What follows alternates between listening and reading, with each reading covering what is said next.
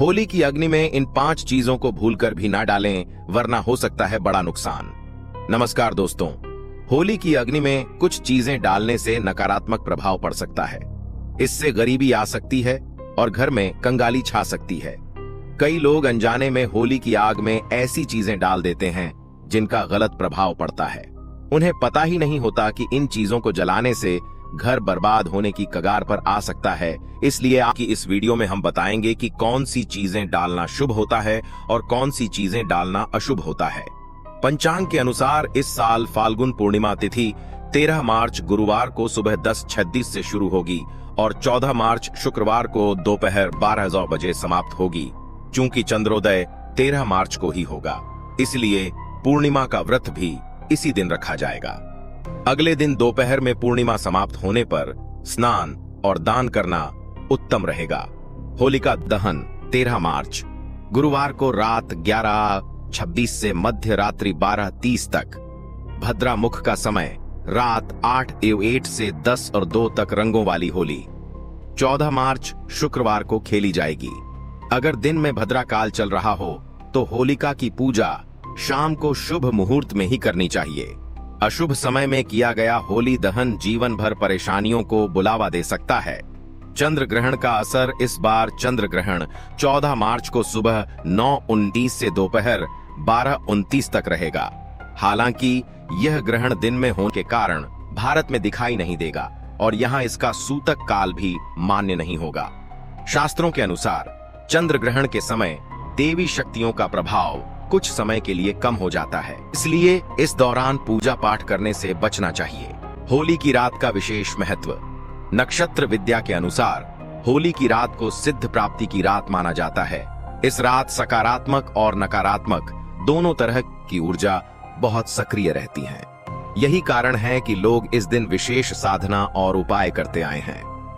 होली की रात की गई साधना बहुत प्रभावशाली और फलदायी होती है, जिससे निश्चित रूप से लाभ मिलता है। इस दिन किसी भी देवता की साधना सिद्ध की जा सकती है। अब हम आपको बताएंगे कि होली पर किए जाने वाले कुछ प्रभावशाली उपाय कौन कौन से हैं, जिनसे आप आने वाले नए हिंदू वर्ष में खुशियां पा सकते हैं और अपने दुख दर्द व कष्टों को दूर कर सकते हैं। होली की आग में न डालें ये चीजें। क्या आप जानते हैं कि होली पर कुछ चीजें ऐसी होती हैं जिन्हें कभी भी अर्पित नहीं करना चाहिए? इन चीजों को अर्पित करने से लाभ के बजाय नुकसान हो सकता है। नंबर 1, टूटा हुआ या खराब अनाज। शास्त्रों के अनुसार होली के दहन के समय अग्नि में टूटा हुआ या खराब अनाज नहीं चढ़ाना चाहिए। इससे होली माता का आशीर्वाद मिलने के बजाय श्राप लग सकता है। पूजा पाठ में हमेशा संपूर्ण और पवित्र चीजों का ही उपयोग करना चाहिए, क्योंकि अधूरी चीजें इस्तेमाल करने से फल भी अधूरा ही मिलता है। जब अनाज अर्पित करें तो उसके ऊपर हरे हरे पत्ते जरूर होने चाहिए। नंबर 2, पानी वाला नारियल। अग्नि में पानी वाला नारियल नहीं चढ़ाना चाहिए, क्योंकि इससे पाप के भागीदार बन सकते हैं। हमेशा सूखा नारियल ही होली की अग्नि में अर्पित करना चाहिए। जब सूखा नारियल होली की अग्नि में अर्पित करें तो इसे पहले पूरे परिवार के हाथ से स्पर्श करवा लें। ऐसा करने से होली माता आपको धन से माला माल कर सकती हैं और आपके कष्टों को अपने साथ ले जाती हैं। नंबर 3 गुजिया चढ़ाना। होली माता को भोग लगाना बहुत शुभ माना जाता है, लेकिन ध्यान रखें कि गुजिया चढ़ाते समय उनकी संख्या 3 न हो। या तो 2 चढ़ाएं या फिर 5, 11 या 21 गुजिया अर्पित करें। नंबर 4, होली की अग्नि में घर का बेकार सामान, फटे पुराने कपड़े या जूते चप्पल जलाना अशुभ माना जाता है। इससे घर में दरिद्रता और नकारात्मक ऊर्जा आती है। नंबर 5, प्लास्टिक या केमिकल युक्त वस्तुएं। प्लास्टिक, रबर या कोई भी केमिकल युक्त वस्तु होली की अग्नि में न डालें। इससे पर्यावरण को नुकसान पहुंचता है और घर में नकारात्मक ऊर्जा का संचार होता है। अब बात कर लेते हैं कि हमें कौन से काम होलिका दहन में करने चाहिए। होलिका दहन में जरूर करें ये शुभ कार्य। गाय के गोबर से बने उपले होलिका दहन में गाय के गोबर से बने उपले अवश्य चढ़ाने चाहिए, क्योंकि इससे सकारात्मक ऊर्जा का संचार होता है। गन्ने का अर्पण। होली के दहन से पहले घर में गन्ना अवश्य लाएं। गन्ने की संख्या 2, 5 या 7 होनी चाहिए। गेहूं और हरा चना। होलिका दहन के समय गेहूं और हरा चना अर्पित करना बहुत शुभ माना जाता है। इससे धन धान्य की वृद्धि होती है और परिवार में सुख समृद्धि बनी रहती है। होली पर विशेष पूजन और उपाय बालियां या कोई भी नई फसल होली की अग्नि में अर्पित करें। इससे घर में अन्न की कभी कमी नहीं होगी। जब बालियां अर्पित करें तो यह ध्यान दें कि वे टूटी हुई या सूखी न हों, बल्कि ताजी और हरी भरी हों। सूखी बालियां चढ़ाने से पाप लगता है। शास्त्रों के अनुसार यदि मासिक धर्म चल रहा हो तो होलिका दहन की पूजा किसी और से करवा सकते हैं। पूजा वैसे ही करनी चाहिए जैसे हमेशा करते आए हैं, लेकिन इस दौरान होलिका दहन के पास न जाएं। आप दूर से ही दर्शन कर सकते हैं और पूजा का फल आपको अवश्य मिलेगा। होलिका दहन में समर्पित करें। ये चीजें चावल के बने पापड़ और कच्चे चावल अवश्य अर्पित करें। इससे धन प्राप्ति होती है और घर में गरीबी दूर होती है। भी पापड़ आदि बनाए हैं, उन्हें होलिका दहन की अग्नि में अर्पित करें। इससे घर में धन दौलत की कभी कमी नहीं होगी। माना जाता है कि होलिका दहन से पहले होली की अग्नि में गुजिया अर्पित किए बिना इसे नहीं खाना चाहिए। पहले माता को भोग लगाएं और फिर उसका सेवन करें। सभी परिवारों में गुजिया एक दूसरे को अवश्य खिलानी चाहिए। इससे आपसी प्रेम और संबंध मजबूत होते हैं। माता को भोग लगाने से पहले गुजिया को झूठा न करें। जब पूजा समाप्त हो जाए तभी इसका सेवन करें। माता को गुजिया का भोग लगाने के बाद कन्याओं को भी गुजिया खिलानी चाहिए और उन्हें दक्षिणा देनी चाहिए। इससे नवदुर्गा और माता रानी का आशीर्वाद प्राप्त होता है। गाय माता को भी इस दिन भोग अवश्य लगाएं। गाय माता को गुजिया और अन्य मीठे पकवान खिलाने से कई जन्मों तक सुख समृद्धि बनी रहती है। माना जाता है कि गाय माता को भोग लगाने से सभी देवी देवताओं को प्रसन्न किया जा सकता है। इस दिन यदि कुछ और न कर पाएं तो कम से कम गाय माता को भोग जरूर अर्पित करें। इससे होली माता का आशीर्वाद सदैव बना रहेगा।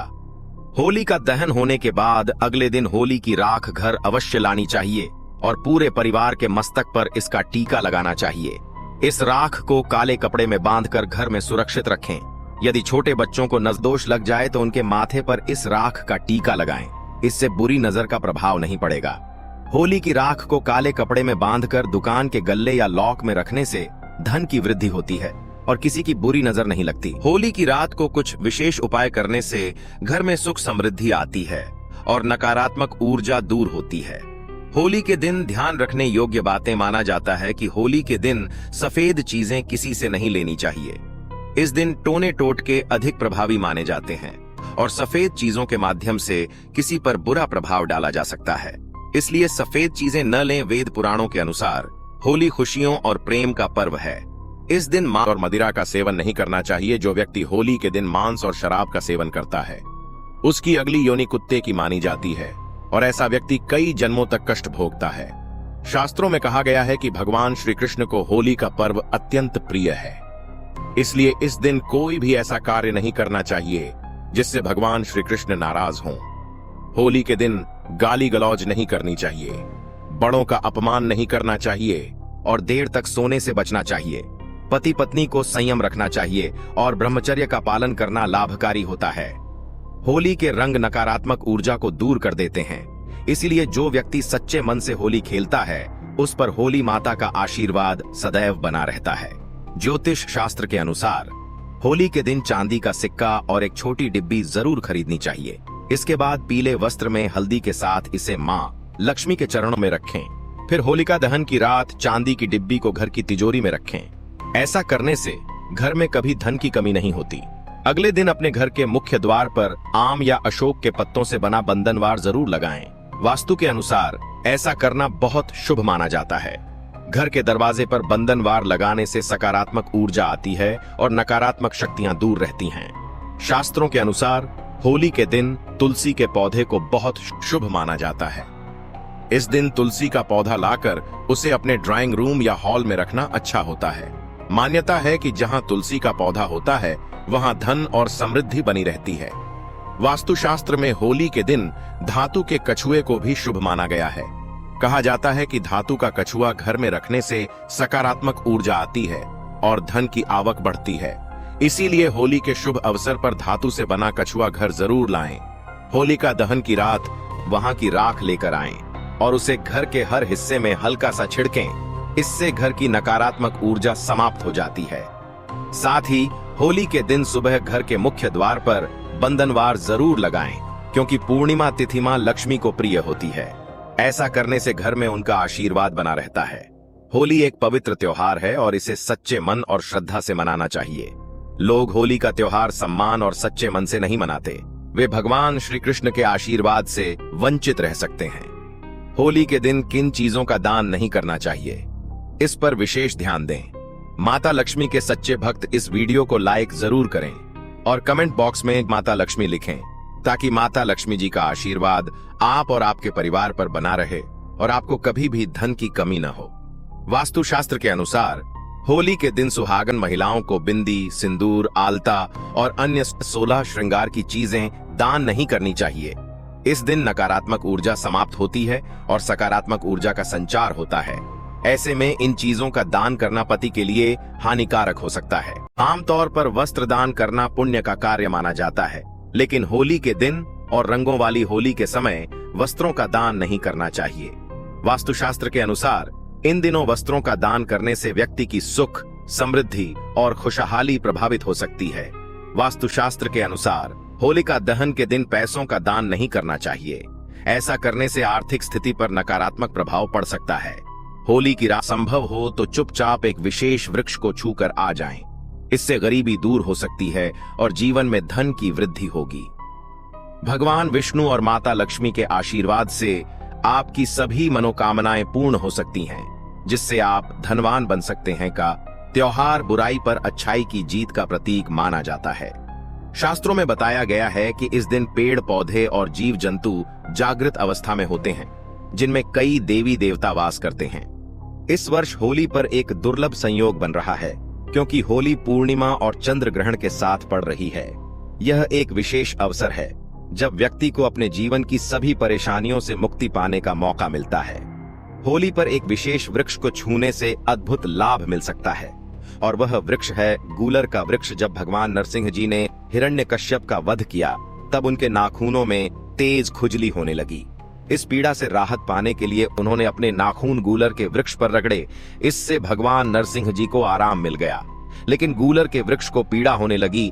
तब गूलर के वृक्ष ने भगवान नरसिंह जी से विनती की, प्रभु, आपकी पीड़ा तो समाप्त हो गई, लेकिन अब यह पीड़ा मुझ पर आ गई है, मैं क्या करूं भगवान?